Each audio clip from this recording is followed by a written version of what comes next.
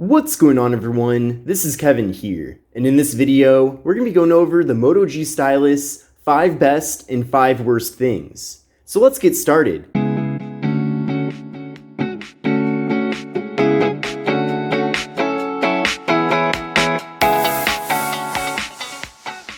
So these are the 5 best and 5 worst things about the Moto G Stylus. And I also want to mention that if you want to see the most up-to-date pricing for the device, then take a look at the link in the video description, as I'm sure as time goes on, the price for the phone will continue to go down. So let's first talk about the 5 best things about this phone, with number 1 being the design of the device. Motorola did a great job really giving this phone a very practical design. And what I mean by that is that everything, including the buttons, the fingerprint sensor, the ports, everything is conveniently placed here. And there's really nothing odd or unusual about the design of the device. It looks really cool. It's very modern, especially at 2020 standards. You can see that the fingerprint sensor is perfectly lined up where my finger normally would be, so that's very convenient to use. Same thing with the button placement here on the right side. I like that I can grip the phone, but at the same time, the buttons don't get in the way. But when I do need to use the buttons, they're very easy to reach. Another thing I really like about the phone too is the hole punch for the front-facing camera being situated off to the top left of the phone. I feel like that placement is really solid because it doesn't really get in the way of anything. I like too that we're getting the 3.5mm headphone jack on the bottom of the phone. That's a great thing. I'm not a big fan of when it's on the top. Let me know about your thoughts though about that. So thumbs up to Motorola for designing a device that really is very practical. The second best thing about the Moto G Stylus is that the phone features a lot of storage. This device features 128 gigabytes of storage, and if that's not enough for you, you can also put a micro SD card into the phone. Now this is very important that we do have that much storage because if you haven't noticed lately, apps are getting bigger and bigger in size. And a lot of people are also storing videos offline for when they're going on flights or maybe going for a long road trip. And people are taking more personal photos and videos than ever before. But especially that whole thing about the apps getting bigger, that's not something that I'm really a big fan of, but it is the reality. So back in 2015, for example, we might have been able to get away with having a phone with just 32 gigs. But nowadays, there's no way that you can really have a phone with that level of storage and not run out of space. So 128 gigs is excellent. You're most likely not going to run into a situation where you fill up this phone completely. And of course, like I said, if you happen to, then you can always put a micro SD card into the phone. But 128 gigabytes of storage for a device at this price tag really is impressive. The third best thing about the Moto G Stylus is the software on the phone. Now, I'm a big fan of stock Android. I really like the way that Google has implemented it, especially with their Pixel devices. But Motorola's implementation here of the software is very good as well. So they have added some tweaks in here to add additional features to the device. But in general, it's a very stock experience. Another cool thing too is that there's essentially zero bloatware in the phone. Now, I added a lot of my favorite apps as I test out the device, but it's a nice, clean, pure Google experience here with the phone, and everything runs nice and smoothly. Of course, part of the smoothness and optimization has to do with the processor as well, which is a really good processor, by the way. But the software experience here is very good. My fourth favorite thing about the Moto G Stylus is that we're getting support for all 4 major US carriers. Now, that's not the case with every phone that comes out. A lot of devices that get launched are GSM only, so you can only use them on AT&T and T-Mobile. But for the Moto G Stylus, you have support for AT&T, Sprint, Verizon, T-Mobile, and all the various carriers under those carriers, like Mint Mobile, Cricket, Metro. So you're getting a lot of carrier compatibility with this phone, and if you do decide to buy it the unlocked route, then you can take advantage of that feature. Now, I know that the phone eventually will be making its way over to some different carriers where it will be locked. So I suppose that perk doesn't really apply to those carrier-specific devices. But for the people that do buy this phone factory unlocked, they have maximum flexibility. And for number 5, it's the battery. This phone features a very beefy battery at 4,000 milliamp hours. Combining that with the Qualcomm Snapdragon 665, which is known to be very power efficient, is going to give you very good battery life with the Moto G Stylus. So if you are one of those people that uses their phone quite a bit and maybe you're annoyed with your current phone running out of battery very quickly, then this phone certainly will be an upgrade for you. Now, of course, there are many other things that I like a lot about this device, but those are my top 5. So I'm really curious to know what you think about all of them. Now, moving on to the 5 worst things about this phone, with number 1 being no face unlock. I was really surprised to learn that the Moto G Stylus does not have face unlock. Now, of course, we do have a fingerprint sensor on the back, and that is very quick and convenient. But there is currently no face unlock with this phone.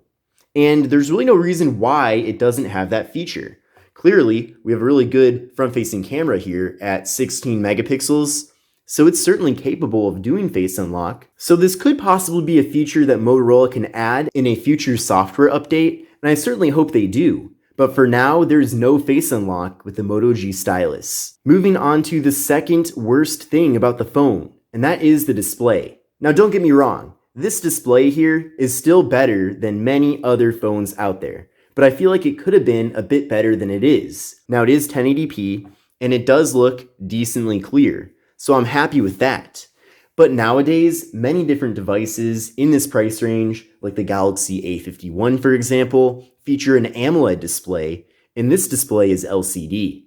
So you're not going to get quite as good of colors here. This will also consume more battery, but the biggest disappointment with this display are the edges. So you might be able to see it through the camera here, but you can see in the corners here, the display gets a little bit darker, especially around the front-facing camera, but even towards the bottom of the display in the corners. So for the majority of people out there, I don't think it's going to really bother them, and they probably wouldn't even notice it. But this is not a defect or anything like that. This is how the display looks for everybody, and this is due to the phone using relatively low-end display technology. Now, not every LCD display does this. It's not just because it's LCD.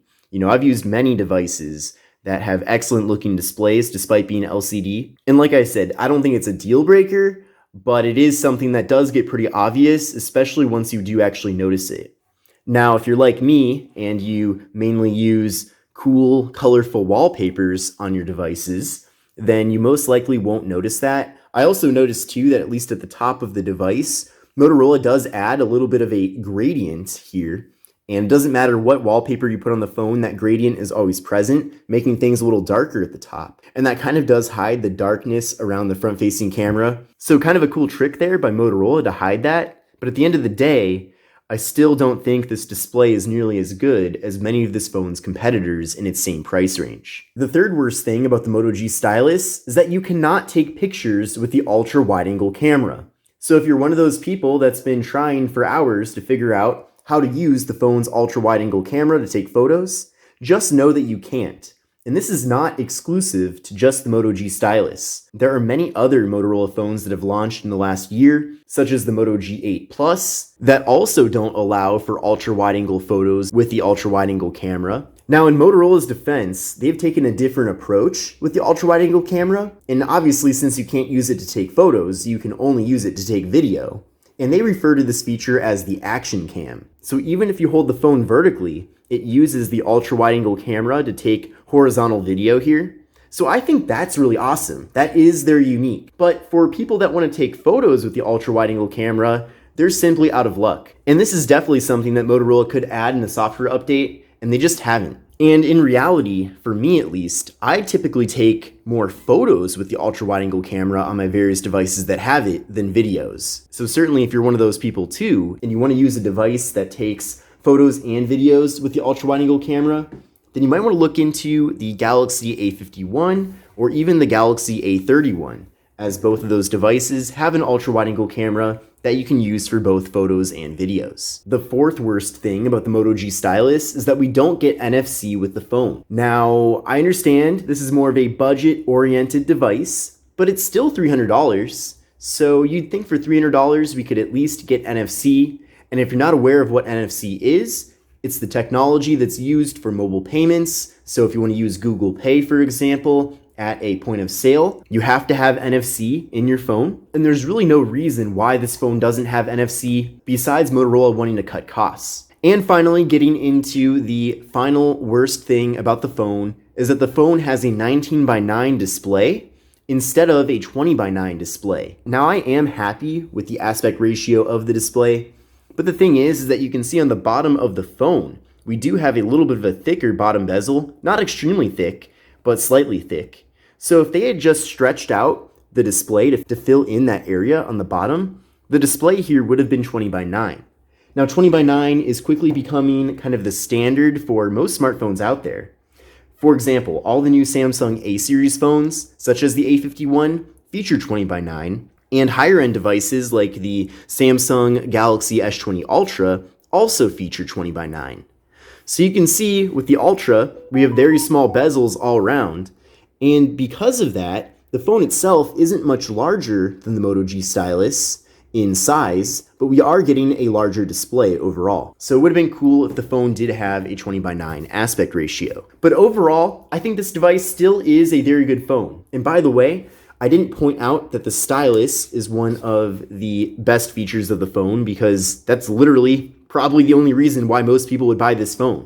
If you don't want the stylus, there are plenty of other options out there. So I figured if I would have included the stylus as one of my 5 best things about the phone, that would have been kind of a low-hanging fruit, and I'm not looking to go that route with providing valuable information to you all. But I hope you enjoyed this video and found it to be helpful. Definitely stay tuned for my full Moto G Stylus review here on the channel. Give this video a thumbs up, make sure to sub, and if you want to see the most up-to-date pricing for the phone, take a look at the link in the video description. But this is Kevin here. I hope you enjoyed the video, and I will see you in the next one.